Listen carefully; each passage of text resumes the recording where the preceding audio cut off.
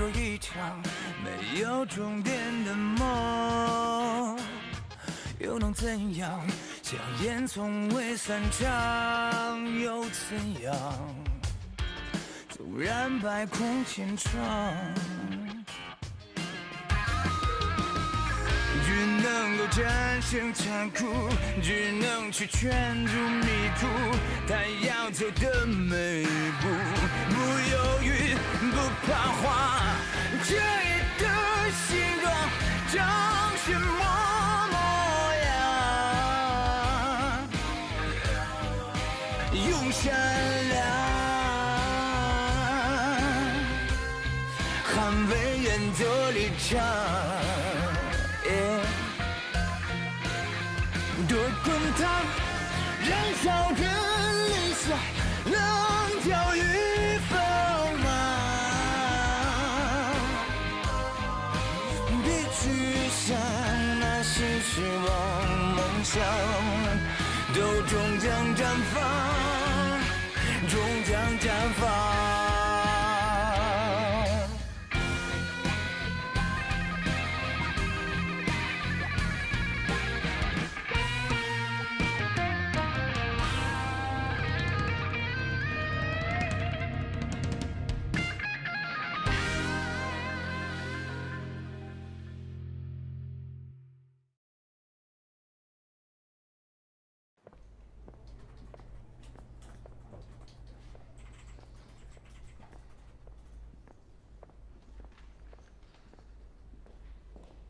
老板，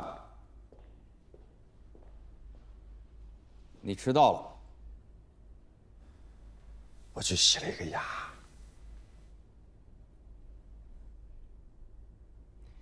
你欢迎丽娜回来的方式还真的是很特别。王大奎在会议室已经等了你半小时了。他没有预约啊。我不管有没有预约，他是你的客户，他是瑞科的董事长。是老板。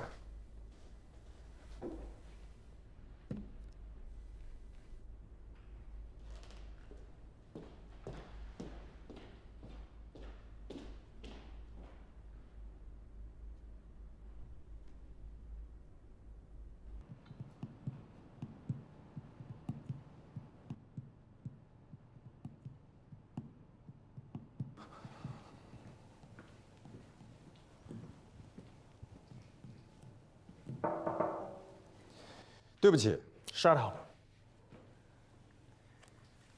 我不是来听我的律师跟我道歉的。这句对不起，是我替你跟我的助理说的。他很忙，而你没有预约。我这出了状况，很急。那150页的合同你已经签了吗？你是我们的法律顾问，但你没有听取法律顾问的意见。我在这儿等了你一早上。一上午我都耗在这儿，你知道我的时间多宝贵吗？那是因为你知道你犯的过错会导致500亿的市值灰飞烟灭。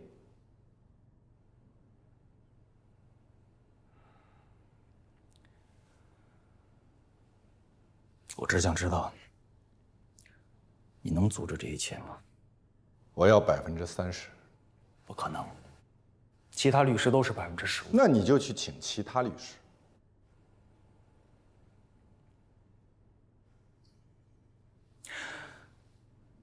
我想问的是，你对我的敌人，是否也会像你对我这么横？我并没有开启战斗模式，这是我最友好的时刻。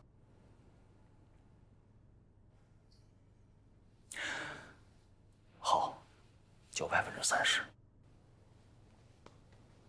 准备合同。嗯。我喜欢他，有气场。我最讨厌那种对我唯命是从的律师。明白，千军万马取上将首级。对，替我取他们首级。好。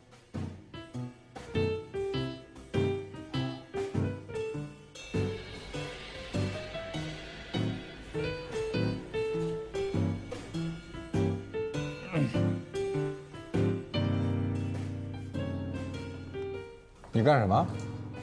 不是，我这所有东西都吃完了啊！现在店那口像平常一样，没有任何蛛丝马迹，但是这东西没地放。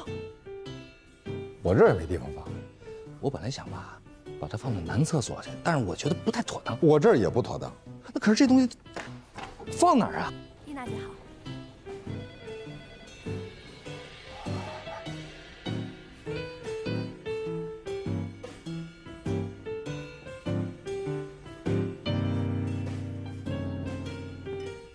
别呲牙了，赶紧拿走，我这儿不能放。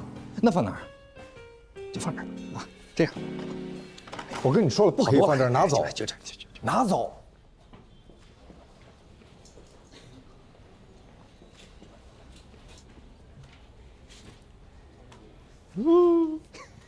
我最喜欢的荔枝，谢谢。你怎么知道是我送的？当然。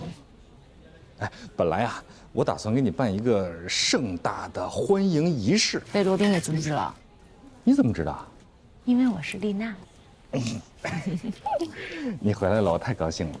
我也很高兴。有一件事啊，我一直想跟罗宾说，但是呢，我没有想好怎么跟他开口。你想让我帮你跟他说？那就太好了。除了跟蓝红有关系的事情以外，为什么啊？不为什么，这是我给我自己定的一个小规矩。你为什么要给自己定一个这样的小规矩呢？我还有很多事情要忙。不，是这样啊。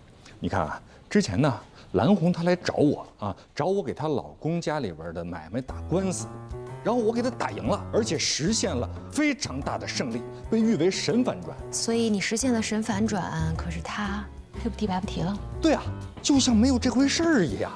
你说蓝红跟罗宾是吧？他们俩有那种特殊的关系，那我是直接跟蓝红要这个钱呢，还是说我直接给他发一个律师函？有些问题呢，你要学会自己去解决，因为每个人都有自己的问题。你有什么问题？我来帮助把你的问题解决了，你帮我把这个问题解决了，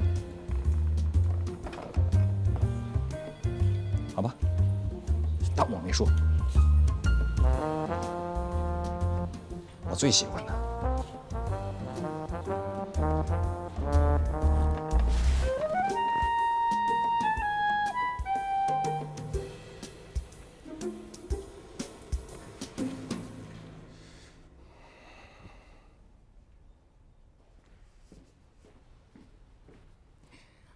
我父亲送你的好酒，谢谢。你刚才在那儿干嘛呢？啊？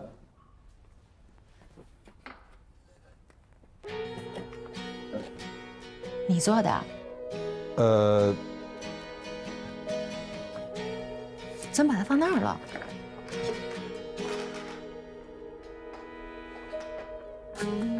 因为如果否则的话，你就站在男厕所。我看站这儿挺好。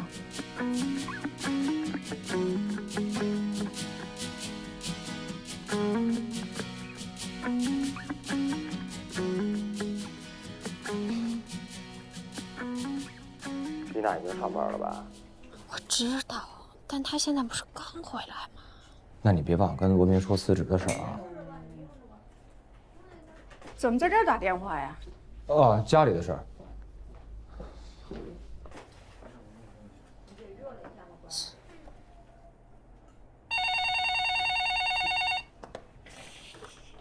喂，您好，准备好了吗？都已经准备好了。嗯。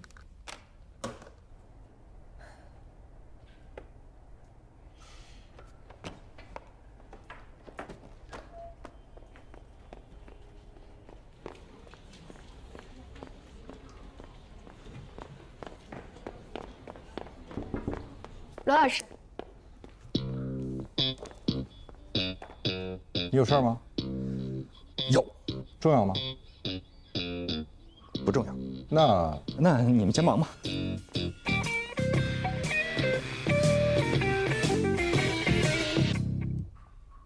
发现问题了吗？这份合约我们当时在给法律意见书的时候就已经提示过风险了。这不是一份普通的远期合约，它是一系列期权的组合，被称为累计期权。累计期权在香港被称为 accumulator。有一个非常生动的解释是说 I kill you later。没错 ，accumulator 和 accumulator 是谐音，它的意思就是我迟一点杀死你，也就是说，如果签这份合约，迟早会死。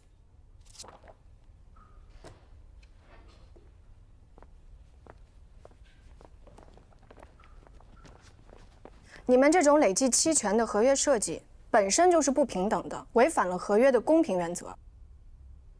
那合约就是合约啊，你签了，你有什么办法呢？还是有办法的。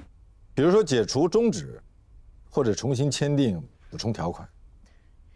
那也得双方都同意啊。你们这种产品是有巨大的向下风险的，往上给投资者的回报是很小、很有限制的，但是往下的风险可以是几十倍，甚至是几百倍。因此，如果你让投资者签了这样的合约，造成了巨额的亏损，在国外你们是要承担极大的法律责任的。那你们就到国外告我们好了吗？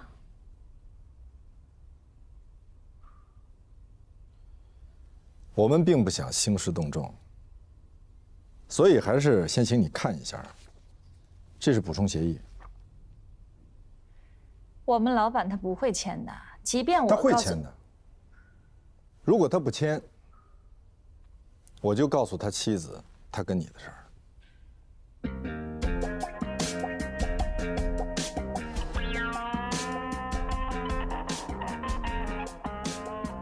而且据我所知，他跟他妻子并没有婚前协议。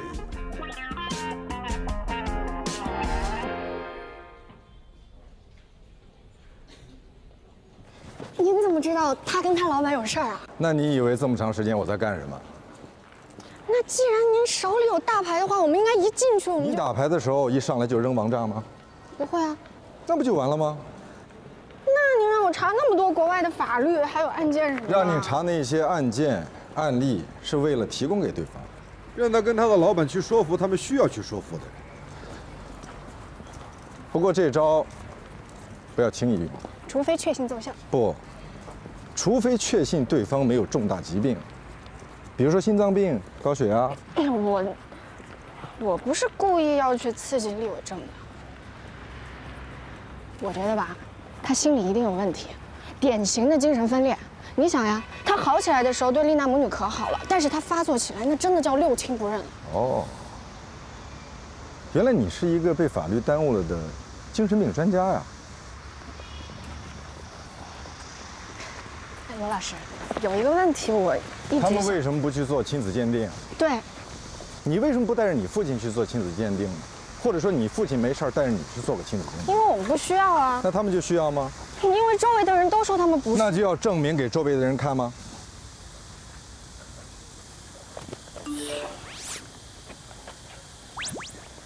罗老师，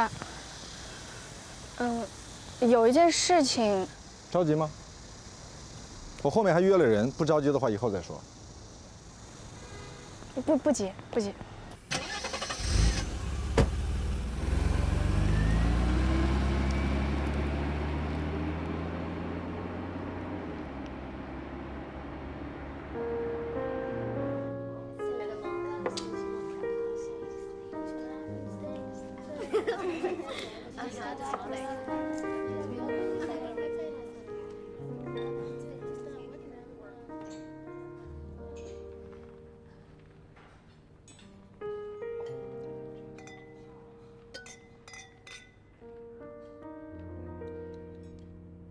Thank you。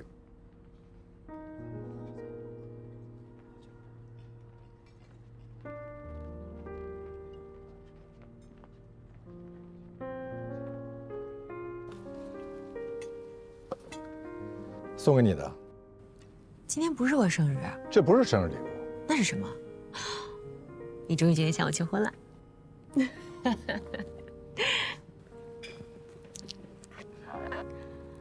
谢谢。不客气。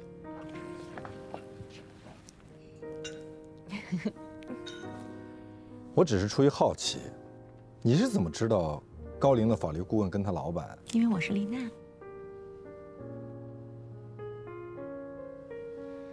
欢迎你回来。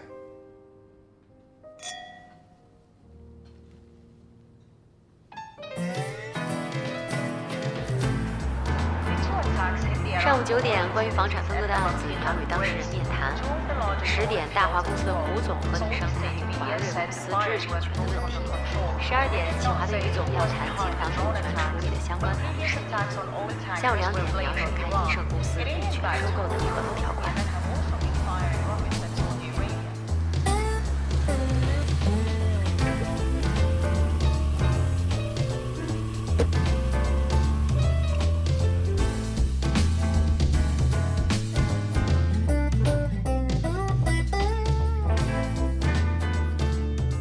接着说，这个事情啊，我都不好意思去麻烦别人。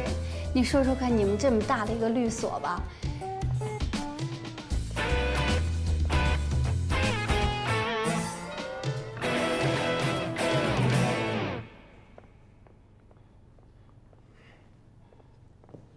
请你给蓝红打个电话，让他把律师费支付了。这是丽娜让我亲自跟你说的。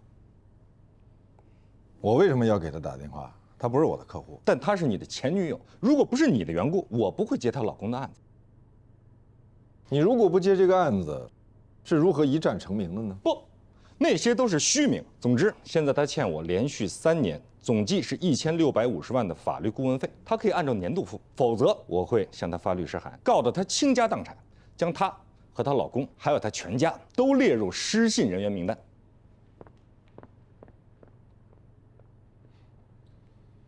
谢谢你啊。没关系，这个事情吧，我到时候还是要跟我的老师去说一下。那您先往这里走。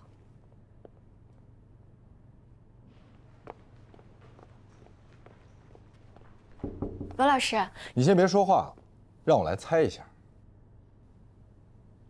她结婚N年，相夫教子，没什么过错，但是丈夫不再爱她了，所以她怀疑自己的丈夫有小三儿，但是呢，又没有什么证据。而且，如果我没猜错的话，她丈夫应该已经很久很久没有回过家了。所以说呢，她想要离婚。但是根据中华人民共和国婚姻法，她和她丈夫又没有什么夫妻共同财产，所以什么也分不到。可是呢，她又不甘心只听命于她的丈夫，忍气吞声，别折腾，好好的看家护院。她丈夫有很多的房产，还有商铺，但是都购于婚前，婚前房产不属于夫妻共同财产。她是不是以前咨询过您啊？当然没有。那您是怎么知道的？我还知道他没有付你咨询费。他没钱，不过他答应我们了。如果说我们可以帮他胜诉的话，他是会付我们律师费的。我们可以走风险代理嘛？风险代理的意思不是律师承担所有风险。你别用这种眼神看我。我告诉你我的判断是什么。他绝对不是只咨询过我们一家律所，也不是只找过你一个人，他应该找过很多家。而且，如果我没猜错的话，他一定是你的一个朋友或者熟人介绍的，因为你这个熟人已经被他骚扰得不得安宁，所以你就热情地接待了他，拿出了你宝贵的时间听他讲了一个很悲惨的故事，你都不好意思收他的咨询费，对吗？是他自己主动说，如果你肯帮他，赢了案子，他会重谢你，对吗？哎呀，罗老师啊，她真的特别可怜。您好好想一想，她跟她丈夫结婚多年，为他生儿育女，任劳任怨。看来你还是没听懂我的话，那就让我直接来告诉你，她的这个案子胜诉的希望非常渺茫。这就是为什么她咨询了很多家律所，但没有律师肯接。是，虽然不是所有的律师都视财如命，但是谁会接一个既没有钱，又会输的案子呢？而且更关键的是，她的丈夫一定有法律顾问，她的法律顾问一定会告诉她，婚前财产属于个人，所以她才敢这么明目张胆的欺负她，因为她知道，如果对方跟她叫板，那就是一无所有。所以说啊，您不觉得她很可怜吗？啊，她丈夫足足有10套商铺，1年光租金就有100万，10年就有1000万啊！可是她呢，她什么都没有。你再说一遍。1000万啊，这是一笔巨款。不，我前面那句。哦，她丈夫有很多的房产，1年光租金就有您是说，租金是夫妻共同财产？打开你的录音器，把它记下来。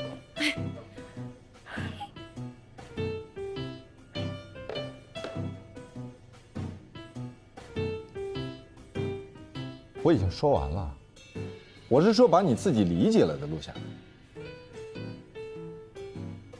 啊，是这样啊，谢谢罗老师。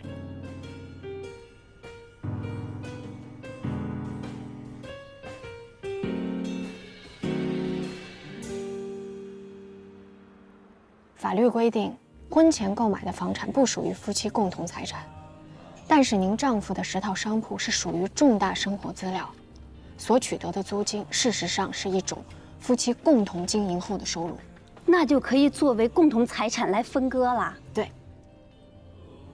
哇，太谢谢你了。那你觉得这案子能赢吗？不好意思，我先接个电话啊。喂，我一会儿给你回过来啊。好，拜拜。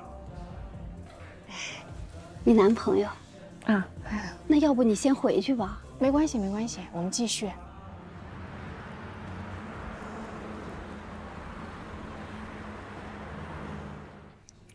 你今天又没跟罗宾提辞职吧？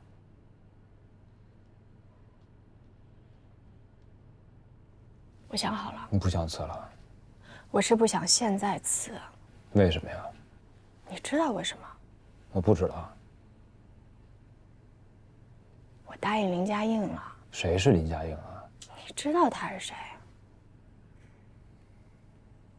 但是你为什么非要帮他呢？你们很熟吗？什么关系？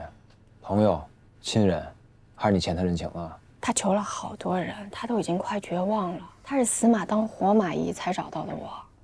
我既然接了他的案子，我就不能让他失望。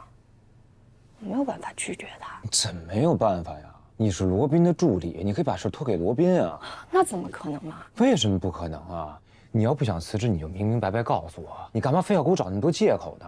你先说丽娜哦，遇到事儿了，你不好意思提辞职。现在好不容易等到丽娜这事儿过去了，又蹦出了一个8竿子打不着的林家印。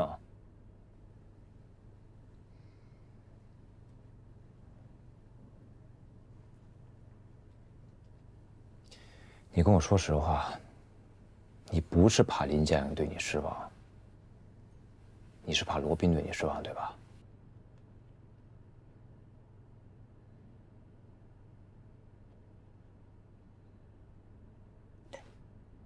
明白了。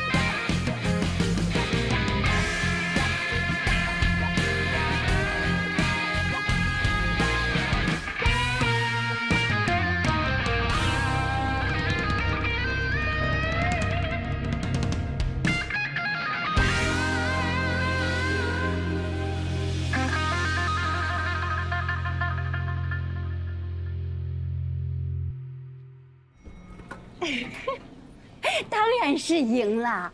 我现在在律所来拿判决书，你想什么呢你？以后就来找你啊。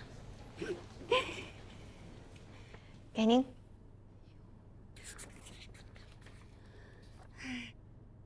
真是太谢谢你们了。客气，这是您应得的。我特意去给你们买了良品铺子，高端零食。你们呀，律师太辛苦了，一定要多吃点儿。谢谢。收下吧啊！啊，谢谢谢谢。哦，对了，那个律师费是多少钱呀？按照执行的10%。那是多少钱？ 500万的10%，是50万。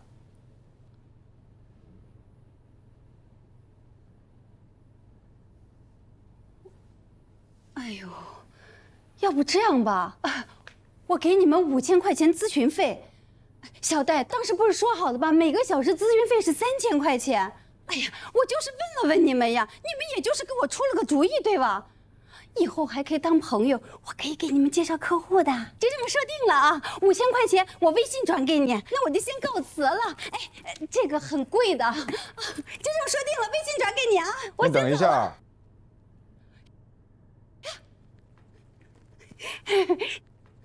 这个老重要了，再见，谢谢你们啊。那边。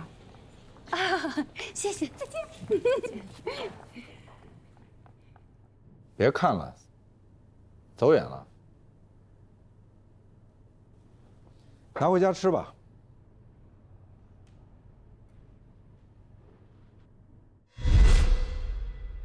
律所章程明文规定，晋升高级合伙人一个必须满足的条件是原有合伙人同意。对，律所的章程还明文规定，如果原有的合伙人犯了重大的错误，对律所造成了重大的损失，律所的管委会主任有权提议对该名合伙人做出劝退的处理。也只是一个错别字，并没有给客户带来实质损失。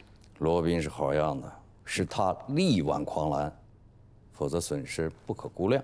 事实是并没有造成重大损失。事实上，是你犯了错误，差点错过了客户的诉讼时效，这个对于律所来说就是重大的错误。您是在暗示我，如果我不同意罗宾晋升为高级合伙人，您就要将我劝退。科学表明，人是唯一接受暗示的动物。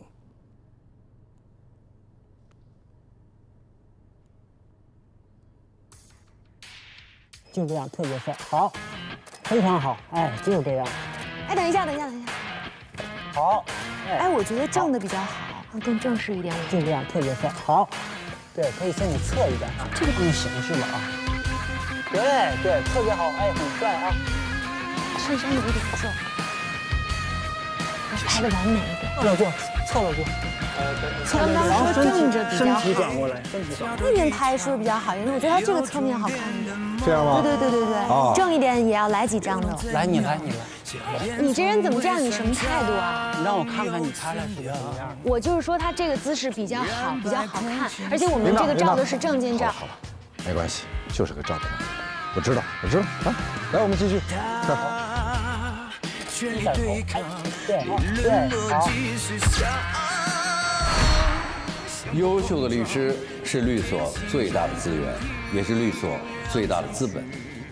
为鼓励优秀律师参与律所管理，共享发展成果，根据《全景律师事务所高级合伙人管理规定》，经全景律师事务所合伙人管理委员会2019年3次全体会议评议，并报全景总部管理委员会批准，贺晋升、罗宾律师、赵旭律师为全景高级合伙人。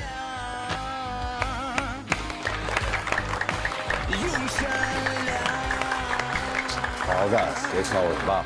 是，还有很大进步空间。又来了。祝贺。谢谢。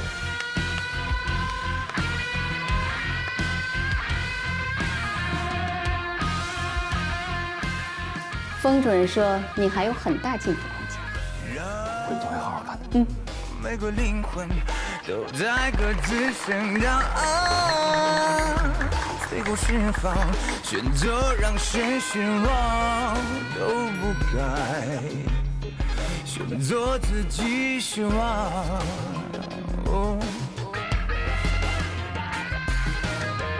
对千里无限渴望，对远的充满信仰，迎风迎才是较量，多疯狂，多倔强，正义的心断长什么模样？用善良。难得我们大家聚在一起，那么这样，我们去合照。哎，这是个好主意。好，就在我们荣誉存在。走吧。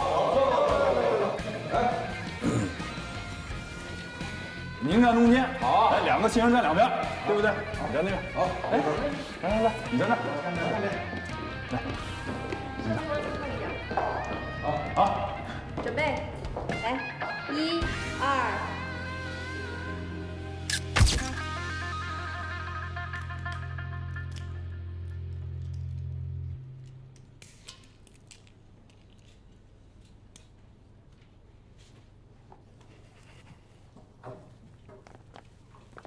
你的办公室不在这儿啊？我是来找你的，早上来过一趟，你没在。堵车，外边堵的就像个停车场一样。你从来都不会迟到。你不管公司的考勤。我是说，你是故意躲开今天早上的例会的。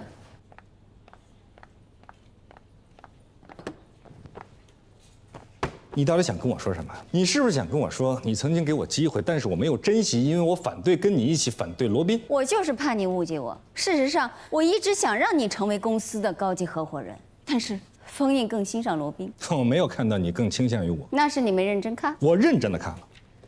如果我没有记错的话，百静红是你主动介绍给罗宾的，但是后来罗宾把你排除在外了。实事求是的说，百静红是个比较难缠多疑的人，他是我的朋友，我不想把我的朋友发展成为我的客户。实事求是的说，你交朋友的目的就是要把你的朋友有朝一日变成你的客户。那也没有什么错。当然没有错，整个律所都知道你的专业并不在法律上，你的专业在交朋友上。你不能把你没有晋升为高级合伙人的怒火发泄到我的身上。你的理解太狭隘了。那你怎么理解？提百静红这些陈芝麻烂谷子，不就是为了要刺激我吗？那是你的理解，我只不过是想提醒你。提醒我什么？提醒你当初就在向罗宾示好，否则你应该把我直接介绍给百静红，而不是介绍罗宾。况且当时你就知道，我跟罗宾都在一起争取百静红。你不清楚的是，百静红她想找一个男朋友。我也是单身。你不会喜欢有钱又强势的女人。但是你没有给我这个选择的机会啊！你直接去找罗宾，而不是来找我。本来你可以跟我说，何塞，我认识一个富婆，你想不想去见一见？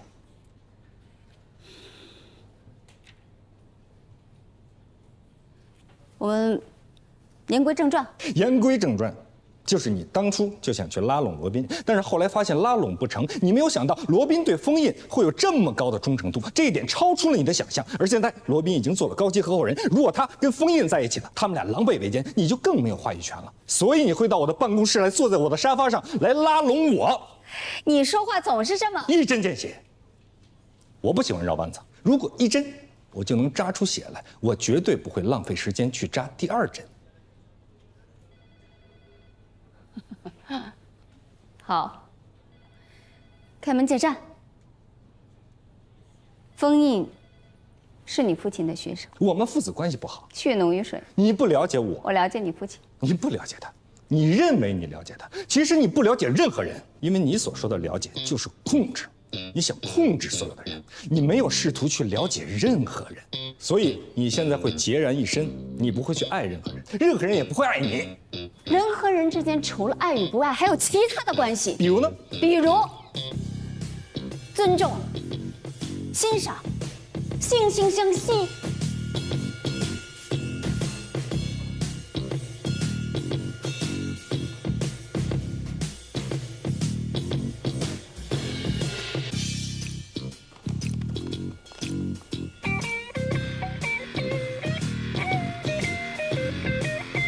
您看您总是熬夜，这是如新的明星产品，智能护肤，您试试。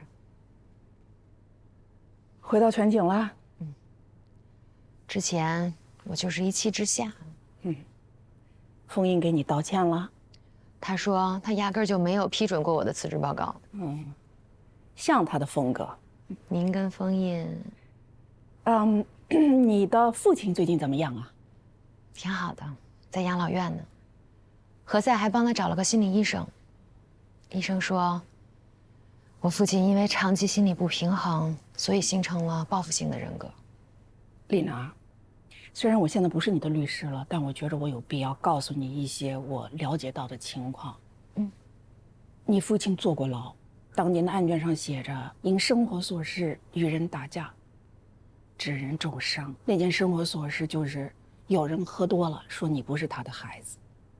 你父亲被判了刑，怕对你影响不好，就和你妈妈离了婚。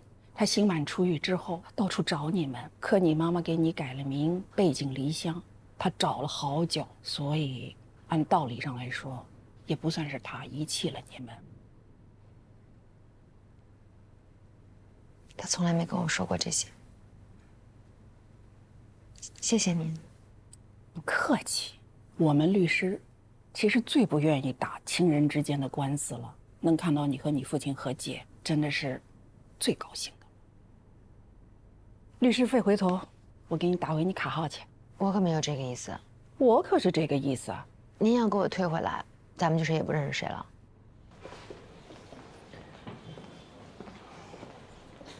您别送了。好，拜拜。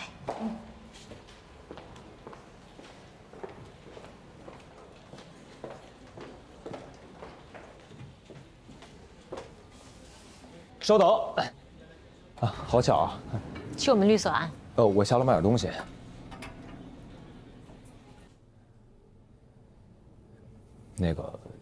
那天在医院，我对您和罗律有点失控。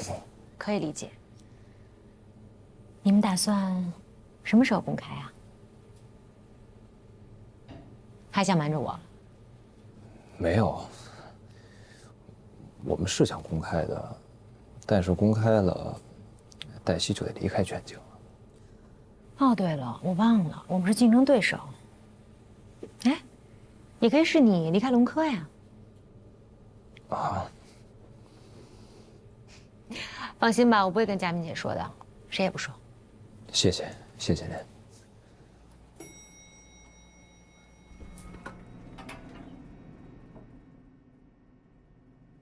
你们都不下吗？我下。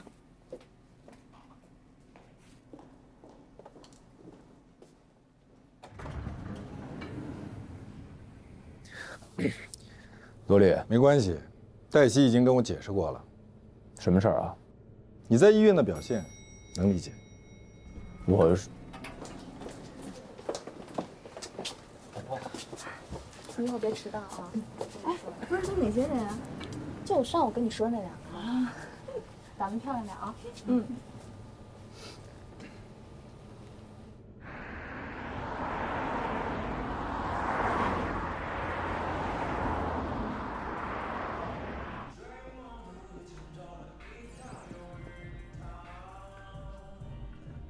我不明白你为什么这么着急要这个并购案。因为我想多点时间跟你打台球啊。可是我必须得多花一些时间为你做尽职调查。拜托，机会稍纵即逝。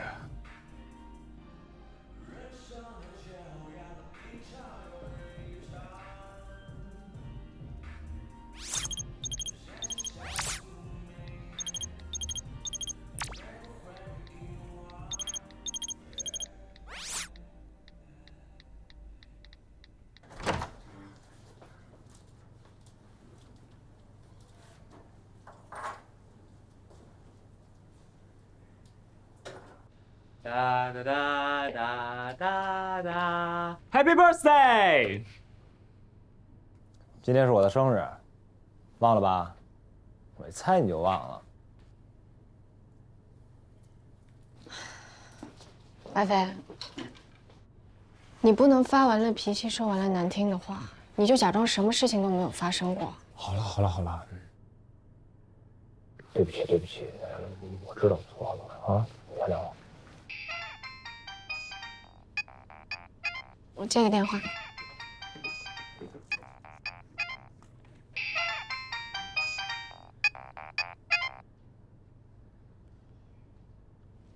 喂。我给你发了微信，你为什么没回我？哦，我放在包里，我没有看见。对不起，罗老师，您有什么事儿吗？你看看你的微信就知道了。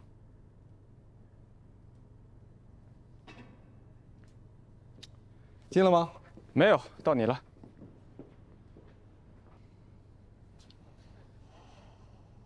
难道给他当助理，比比跟我结婚还重要吗？万飞，咱俩别吵了，行不行？我还要回所里呢。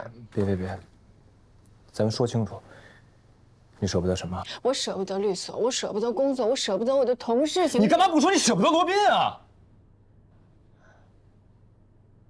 是，我最舍不得的就是他。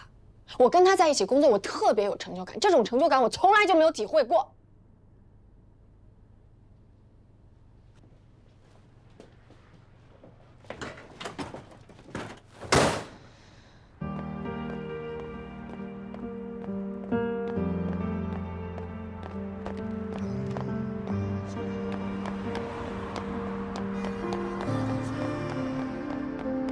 城市的光，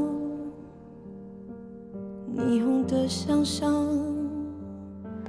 至少比一张真相被隐藏。我失去的和错过的，像无数之刻，考验我的脆弱。曾击溃的喧嚣着，穷追不舍，又经历过那么多，才能勇敢面对挫折，重来夜色如墨。我用力过每一刻都有快乐，我还是我，把伤痛写成一首热烈的歌，渲染的歌。